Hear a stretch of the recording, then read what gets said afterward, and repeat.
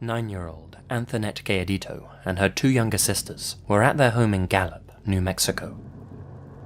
Their mother was at a bar with her friends, and the three children were being looked after by a babysitter.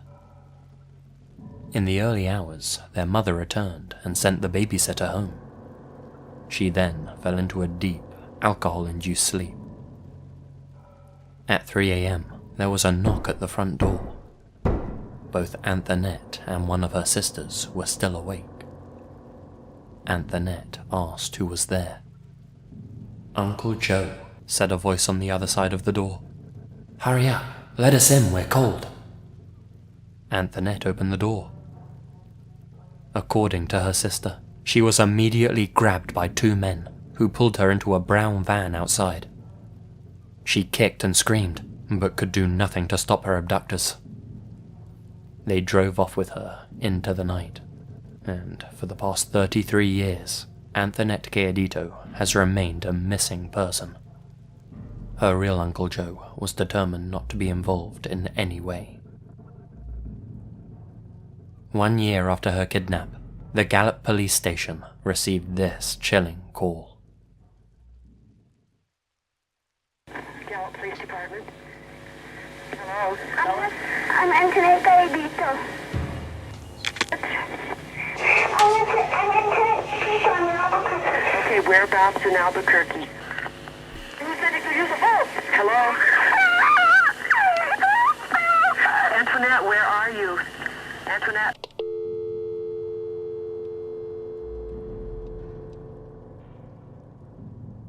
Unfortunately, the call was too short to be traced. When Antoinette's mother listened to the recording, she said that she was sure it was her daughter's voice. It seemed like Antoinette was still alive, though perhaps living a fate worse than death. Her mother didn't recognize the voice of the man who cut the call short. His identity remains unknown. Antoinette's mother died in 1999 without ever discovering what happened to her daughter. The same goes for her father, who died in 2012. Back in 1991, there was one reported sighting of Antoinette, though the validity of that sighting has never been confirmed. A waitress in Carson City, Nevada, noticed a teenage girl that matched Antoinette's description. She was with a quote-unquote unkempt couple and continually knocked her utensils onto the floor. Every time the waitress went to pick up her knife and fork for her, the girl grabbed her hand and squeezed it tightly. After the girl left with the couple, the waitress found a napkin hidden under her plate. On it, the teenager had written 2 messages. "Help me. Call police." There have been no further sightings of anyone matching Antoinette's description. If you think it's strange that a young girl would answer the door at 3 in the morning, then you're not alone. It came to light that numerous people were coming in and out of the Gallardito household on the very night that Antoinette was taken. Antoinette's mother neglected to mention that to the police. It makes you wonder who was there and why the mother didn't tell them. It appears that the mother may have had more information about her daughter's disappearance than she let on. She even failed a police lie detector test. It's also telling that the cops paid Antoinette's mother one last visit on her deathbed. Were they perhaps hoping that she might confess something or reveal some information before she passed away? One other important thing to note is that the Gallardito household had a screen door. This suggests that Antoinette may have recognized her abductors. If she didn't, why would she have unlatched the screen? Regardless, investigators believe that Antoinette is no longer alive. They have, however, released this image showing what she might have looked like in 2013. Interestingly, 10 months ago, a Reddit user by the name of Sleuthing Noob came across a Jane Doe file, a police report about an unknown murder victim. The report said that in 1996, a body had been discovered in Albuquerque, New Mexico. Take a look at this description and these reconstruction images. They're eerily similar to Anthonette's 2013 reconstruction. The user contacted the Albuquerque Police Department, but according to NAMUS, the US Resource Center for Missing and Unidentified People, it's been determined that this Jane Doe is not in fact Anthonette. Still, it just goes to show that even after 33 years, people are still actively trying to solve this mystery. Perhaps one day we'll know the truth about what happened to Anthonette.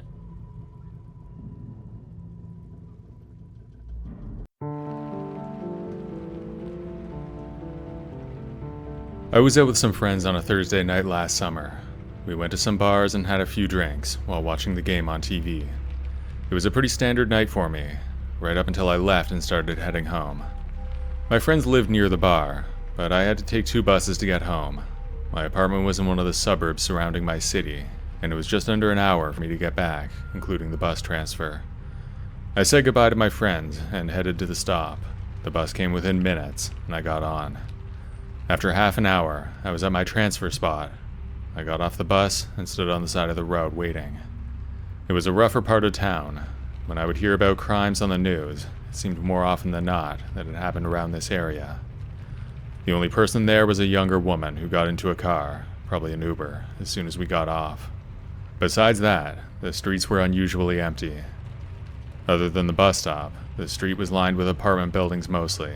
The occasional convenience store was squeezed in between them. While I was standing at the bus stop, I noticed something strange in the distance. There was a car parked on the side of the street with one of the side doors wide open. I looked closely, and I could tell that the car was empty. The lights were on, but it was definitely empty. It was strange, but I ignored it. My attention then turned to my phone. I checked the transit app to see if the bus was on schedule. To my dismay, it was delayed by 20 minutes. That was a long enough delay that it made more sense for me to walk. I'm a fast walker, so it would probably only take me half an hour to get home from there. I set off on foot, too cheap to get an Uber. That car was on my way, and when I passed it, I slowed to take a closer look. It was an older Ford, probably from the early 2000s. It was dark in color and had a few rust spots. The door was still wide open, and there was nobody around. I looked in all directions, but there was nobody. There was an older apartment building near where the car was, and the entrance was close. The car seemed to be in decent shape. It wasn't in an accident that I could tell. There were no broken windows or anything like that. Not knowing what else to do, I kept walking. I could have called the police, or just pushed the door closed, but I thought there could be an innocent explanation. Maybe the driver was nearby, and coming back soon, I thought. Not wanting to get involved, I kept walking. About 50 feet down the sidewalk, I saw a phone on the ground. It was a newer-looking Android phone that was just sitting face up on the ground. I bent down and picked it up, figuring I would try to return it to its owner. When the screen lit up, I could tell that it was locked. Not surprising at all, but that meant it would be a little harder to find the owner. I'm pretty tech-savvy, so I know how to use the SIM card to find the number of the owner, and I figured I would do that when I got home, or maybe the next day. However, not 5 steps later, the phone started vibrating. A call was coming in. I answered it and held it up to my ear. All I heard was static at first, but eventually I heard something terrifying. It was a man's scream. A scream of pure terror. I said hello into the phone, my voice full of concern. There was no answer though, and then the call disconnected. At that moment, I knew I stumbled upon something. That strange car, and now this. I turned my head around and looked at the empty car again. I could still see it in the distance, but this time there were 2 men standing beside it. Neither of them got in, but one of them was leaning into the open door. I quickened my pace, trying to get out of there as soon as possible. I looked back again, and this time I could see one of the 2 men was walking quickly behind me. He was gaining ground fast. I didn't know who he was, but the strangeness of the events leading up to this moment had me worried. I pulled out my phone and called 911. The man was on my tail, only 30 feet back. I looked back again, and this time the man spoke.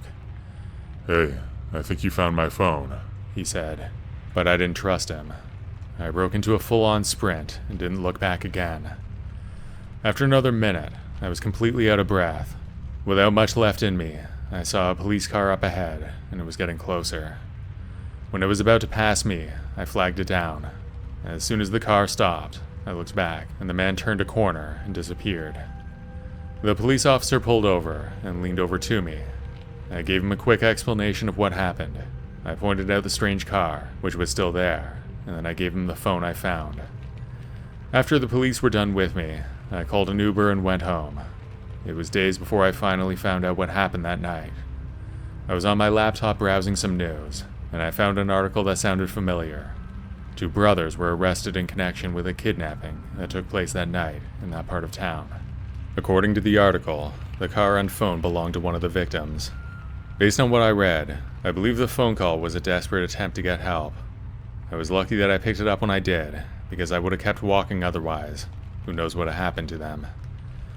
Overall, this was one of the craziest experiences I've ever had walking home at night. Being chased down the street gave me a feeling that I didn't even know was possible.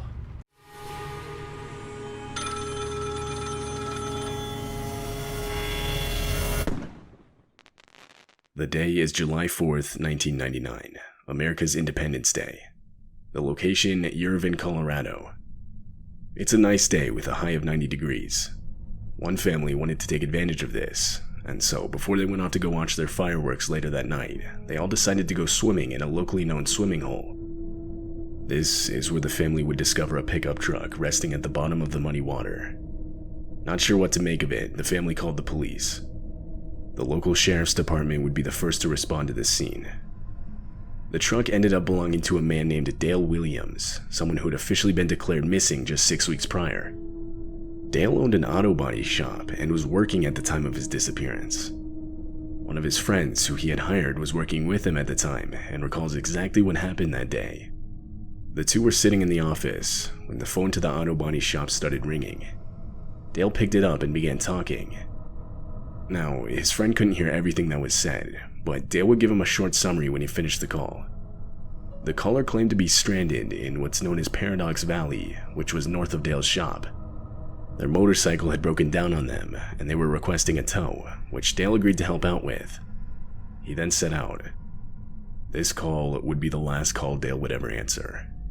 He never came home that night. His wife would call him multiple times, but to no avail. Dale had disappeared without a trace.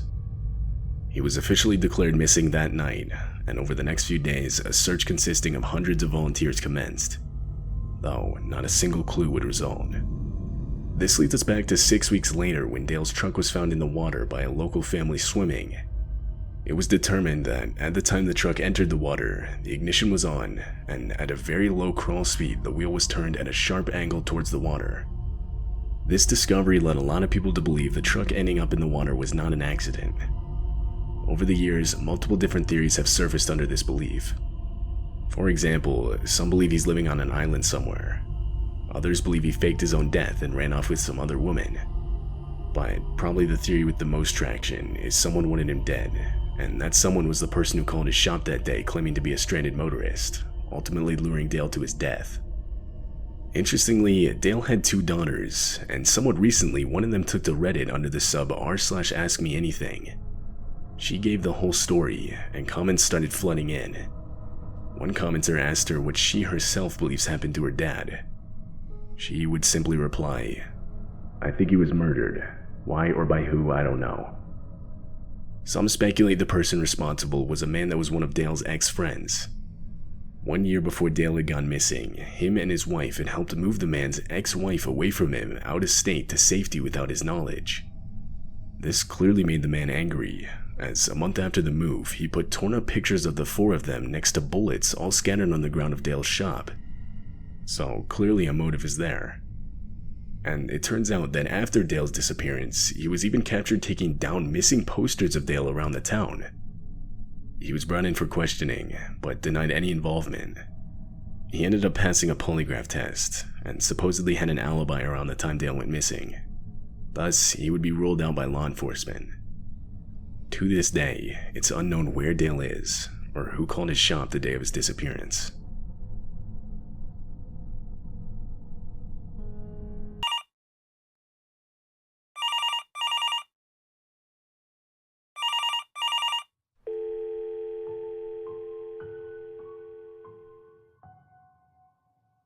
Last night, my sleep was cut short by a phone call that came from an unknown number. The ringing woke me up. I scrambled to the phone and looked at the time. It was 3:05 a.m. I looked down at the blindingly bright light of my smartphone. The call was coming from an unknown number. My decision-making wasn't the best in that moment, and I decided to pick up. Hello? Who is this? Hi, mister. My name is Stacy. This caught me off guard. The person was a small child, judging by the voice. I sobered up in a second and perked up my ears. Hi, Stacy. Honey, are you okay? Why are you calling me? He said I can't talk to anyone, or I would be punished. Her voice sounded shaken up and she was crying. Who told you that? Your father? No, the man that took me to his house and said it was my new home, and that my parents gave me to him. I haven't seen my dad in a year. He never lets me go out of the basement. He gave me this phone today and said I can play games, but I opened the contacts and your number was the only one there. It sounded like she had been kidnapped, but I tried to remain calm, trying my best not to frighten her even more. I took out my backup phone and dialed 911. The dispatcher picked up in a second, and I told her just to listen. I held the phone up close and continued to talk to Stacy. Can you tell me your last name and your parents' number? My last name is Martin. I don't really remember my dad's number, but I do know 3 numbers. 203. Okay, I'll see what I can do. Just stay on the line with me, okay? I hope the dispatcher was paying close attention and collecting the information, searching the database for a missing child by that name. Stacy's voice suddenly came through again, even more scared than before. He's coming now. I can hear him. A loud bang came from the room and Stacy started screaming, and on top of all that, I heard this deep voice shouting, You little bitch. There was a commotion, and then silence. Officers visited my home the following morning and took my statement. They had identified Stacy's parents, and it turns out that she had been missing for a year. After being abducted from her bedroom in the middle of the night, I waited up for the next several nights, praying that she would call me again. But she never did. The one thing that especially worries me is why the abductor had my number, and why I was his only contact.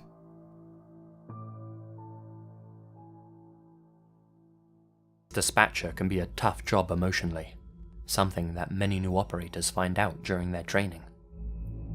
Learning how to handle distress calls involves listening to a bunch of them, and some, like the one you're about to hear, are harder to sit through than others. This call was made by a woman named Ruth Price and has been used in the training of new dispatchers since the 1980s. Many dispatchers say this is the most disturbing call they've ever heard.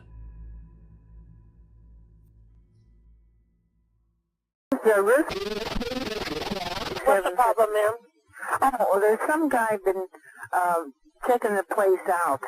How? Well, he went in the back. I have an apartment in the back, and he said he was looking for a guy, and he comes to my door, and said he's looking for an apartment. So I live alone, and I'm an old lady. Mm-hmm. Where is he now, ma'am? I have no idea.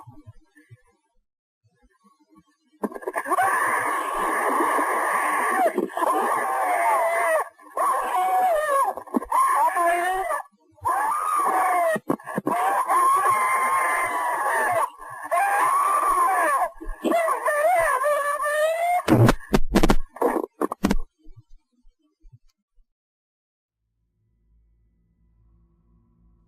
Despite being so prolifically used in dispatcher training, very little information exists about the call. The call is always presented to trainees as 100% authentic. Recruits are always told the backstory to the case, and they're always told that Ruth did not survive the attack. Despite this, pretty much no information about Ruth's case exists online. It supposedly happened before the days of the internet, but you'd think that there'd at least be something out there about it. As one former dispatcher writes, In the early 1990s, I worked as a 911 dispatcher in Florida. This call was played for us as part of a training exercise, as an example of why it's so critical to ask for a caller's address before asking anything else. As a result of similar incidents, it's been policy across various police departments to state, 911, what's your location? What little information there is matches up with what I was told in the early 90s. The call was made in 1988. The caller was an elderly woman named Ruth Price. She was killed by a prowler, and the prowler was not apprehended. I'm so frustrated by the lack of any credible information about this call. Because of the lack of information about the case, it remains a mystery whether this call is genuine or just an amazing piece of voice acting. Another former dispatcher is more certain that the call is real. Although there were rumors that this was fake when it first came out, sadly, the recording is 100% real. The recording is used in police training on what not to do during a 911 call, and why you should always get the location or address first. Because of the 911 operator not getting that info and not really taking her seriously, the cops never got out there in time, and the killer was never caught. There's little info out there on Google, as this happened way back in the 80s, before the internet or Google existed, but there was a thread posted about it on a police forum back in 2002. I'll try to find it and link it, but from what I remember, I'm pretty sure she was beaten or bludgeoned to death. If you scour some online forums, you'll still find people debating whether this call's real or fake. Whatever the case though, the prospect of receiving a call like this is enough to put anyone off becoming a police dispatcher. That much I'm sure of.